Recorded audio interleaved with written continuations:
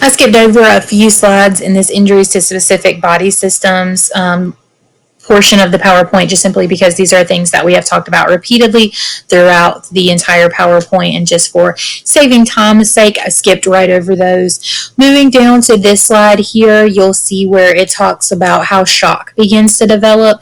It begins to develop in children a little bit faster once you've lost about 25% of your blood volume in comparison to an adult who can lose roughly 30 to 40% of their blood volume as they're beginning to develop shock. However, keep in mind that the child can compensate far longer than the adult can. So looking at burns, like I said, once we move into the trauma chapters, then we'll start talking more about these soft tissue injuries like burns. But burns to children are definitely considered more serious than burns to adults because they have more surface area relative to total body mass. And so when we get to talking about burns, we'll talk about the rule of nines, how each body part or section of the body for an adult is assigned at 9%, but sometimes for a child, those areas can be up to 18%, just because again, their body is proportionately larger. They do not tolerate burns as well as adults and are more likely to go into shock, to develop hyperthermia, and experience airway problems related to those burns. This could be due to exposure to hot substances, like they pulled something down off of a stove, exposure to caustic substances like those cleaning supplies under the sink, or because they just don't have fear, so they are not scared of fire and things like that. Infection is also a common problem from burns, so sterile techniques should be used when handling the skin. If there are any burns that look suspicious, we want to consider this as possible child abuse and report our concerns at the hospital. We're looking for things that don't add up, like very symmetrical burns that look like they have been dipped specifically to the hands, the feet, and also the butt and genitals area. Those things can appear more like the baby was dipped into a scalding bath or a pot of water as punishment. With injuries to the extremities, children have very immature bones with active growth centers. So we've talked about the potential for injury to the growth plate and weak spots there and how these types of things can occur. So we just want to be really cautious there and always encourage the patient to be evaluated. Looking at pain management, we're looking for visual clues more so than asking them to assign a number on a scale. And also, how would they rate it based off of the FACES? That's the Long Baker FACES pain scale. So if you have that available, to be able to show and ask them to point to a picture of how they are currently feeling. You might need ALS interventions for pain management, but always reminding that providing kind and compassionate emotional support will take you very far when you're dealing with the pediatric patient. So looking at disaster management, if you have already started working on your NIMS certifications, then you're going to already have an idea of what the START triage system is potentially. Jumpstart is just what the pediatric version of that. So it looks fairly similar in the fact that we'll be identifying and assigning colors for each patient: green, yellow, red, and black, with red being the most emergent, yellow being intermediate, green being walk-in wounded, and black being deceased. So this is intended for use with patients that are younger than 8 years old and who weigh less than 100 pounds. If they were older than that or weigh more than that, then you would judge them based off of an adult system. So again, looking at this, the green are minor, not in need of immediate treatment. They're able to walk. Yellow is delayed treatment, like the presence of spontaneous breathing with a peripheral pulse, and they are responsive to painful stimuli. Red is an immediate response. They might be apneic, that is responsive to positioning, which is very key here for the pediatric patient, or they might have inappropriate painful response. And then black would be deceased or expectant deceased, meaning we are expecting them to die. And so one of the toughest concepts to think about with triaging any patient, regardless of their age, is that there's not a lot that we can do. We have to move on.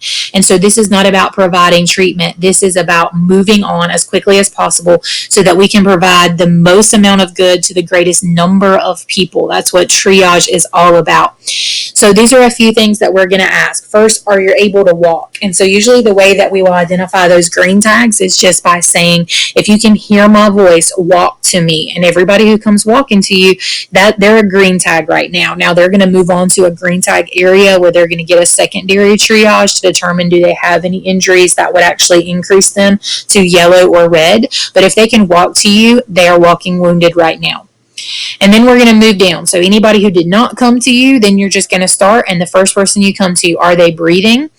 If you say no, then for the pediatric patient, this is what changes from an adult, because if they are not breathing for an adult patient and they are not responsive to airway positioning, then you would call them a black tag. But moving on from here, if we say, are they responsive to positioning the upper airway? So you do a head tilt chin lift or a jaw thrust maneuver and they begin breathing on their own, they're a red tag.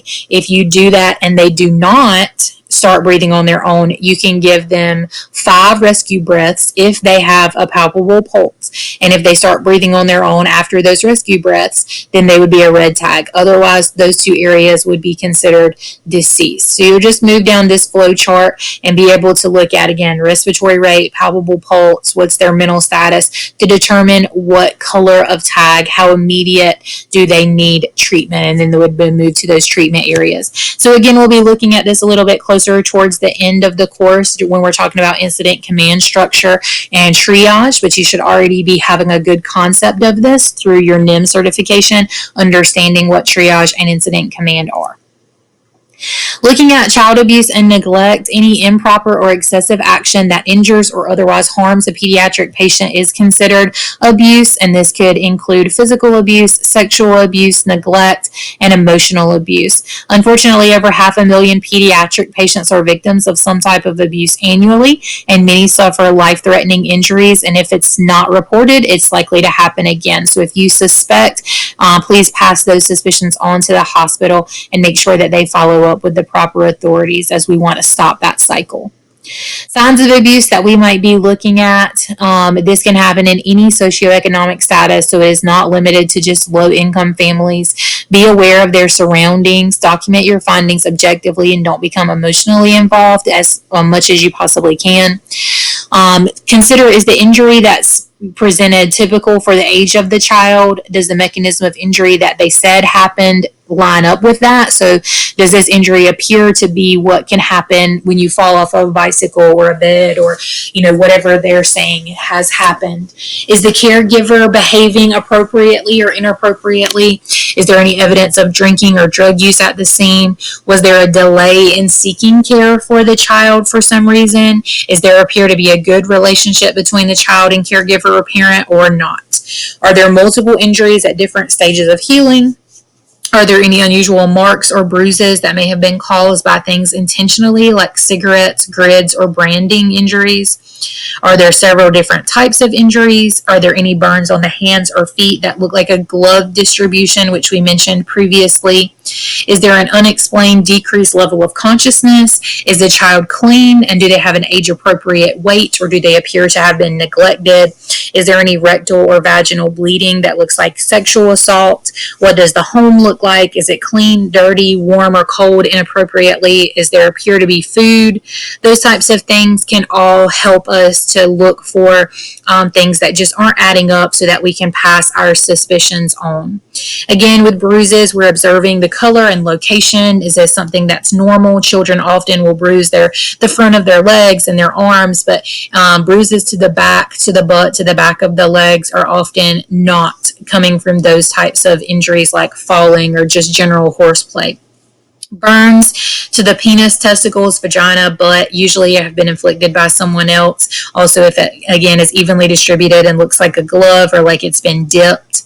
Any fractures to the humerus or femur, they don't normally occur without some type of major trauma. So that's not going to happen with just a simple fall off of a bicycle in the yard. That would take significant force to break those bones. So making sure that we are aware of that and that we're listening to the stories. Shaken baby syndrome, infants may sustain life-threatening head trauma by being shaken or struck. So shaking can tear those blood vessels in the brain, resulting in bleeding around the brain. So we want to be cautious there and looking for those signs, and also neglect. So refusal or failure to provide life necessities like water, clothing, shelter, personal hygiene, medicine, comfort, and personal safety are all types of neglect. So if the parent or caregiver would not allow you to transport the child when you feel like this is a life threat or they really need to be, please contact law enforcement and medical control and get them involved.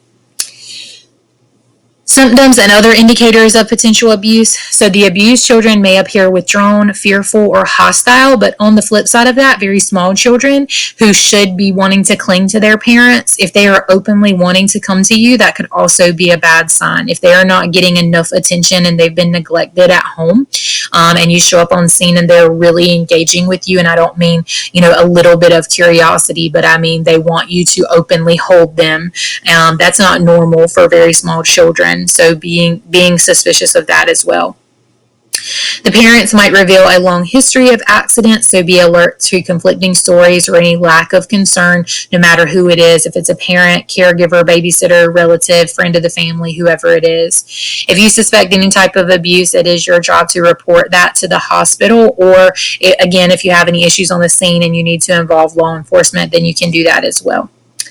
With sexual abuse, any age and gender can be a victim of sexual abuse, so maintain a high index of suspicion when you see those things that are red flags for you. We're looking at the full assessment, treating any bruises and fractures, not examining the genitalia unless there is evidence of bleeding or other injury. We want to keep all of that intact. And same thing as with any sexual abuse case, not allowing them to wash, urinate, defecate, or ideally change clothes until a physician has completed their exam at the hospital. We want to involve the police as well, and if possible, to involve an officer and an EMT of the same gender, so that they can hopefully be a little bit more forthcoming with their information. Looking at sudden infant death syndrome, this accounts for unexplained deaths for about 3,500 infants annually. Babies should be placed on their backs on a firm mattress in a crib free of bumpers, blankets, and toys. And this is something that kind of goes back and forth over the years, where they recommend that you sleep with your baby on their back and then on their stomach, and it really goes back and forth. So until the baby is old enough to roll over on their own and protect their own airway, they definitely do need to be on their back. And if there is a blanket, that they are tightly wound up and bundled up. They're not just free floating blankets and toys there inside of the crib or bassinet. Babies should sleep in the same room, but not in the same bed, chair, or sofa as an adult. Obviously, there are major concerns there. I'm not here to condemn anybody for co-sleeping. I have certainly done it with my children from time to time, but we do want to be suspicious and very careful, especially when those are small infants. Sudden infant death syndrome is impossible to predict. It can happen if a child is sleeping. Even if you do all of these things right, they could still happen. Some risk factors are when the mother is younger than 20 years old, if she smoked during her pregnancy, or if the baby had a low birth weight. This can occur at any time of the day, so it doesn't have to be at night. It could be during a daytime nap. You're faced with these 3 tasks: assessment of the scene, assessment and management of the patient, and then also communication with and support of the family. Victims of SIDS will be very pale or blue, not breathing, and generally unresponsive. Again, we just talked about some of the causes there. We want to begin with our ABC assessment and begin providing necessary information. If there are no postmortem changes, like the baby is not rigored with onset of rigor mortis, or they are not have blood pooling, and you want to attempt resuscitation, then you have the right to do so. But looking at the entire scene, noting any marks or bruises on the child before you begin performing any type of procedures. We want to do our full scene assessment, looking carefully at the full environment, noting any conditions of the scene and where the infant was found. Your assessment should concentrate on the signs of the illness, the general condition of the house, signs of poor hygiene, the family interaction, and the site where infant was discovered. That's very important. We're going to need to provide some support and communication to the family here. So sudden death of an infant is devastating for a family and tends to evoke very strong emotional responses among healthcare providers as well. So allow the family to express their grief.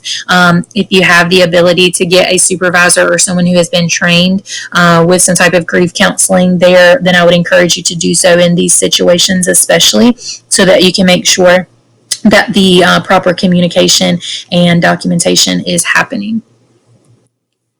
With any death of a child, you're going to need to provide that empathy and understanding.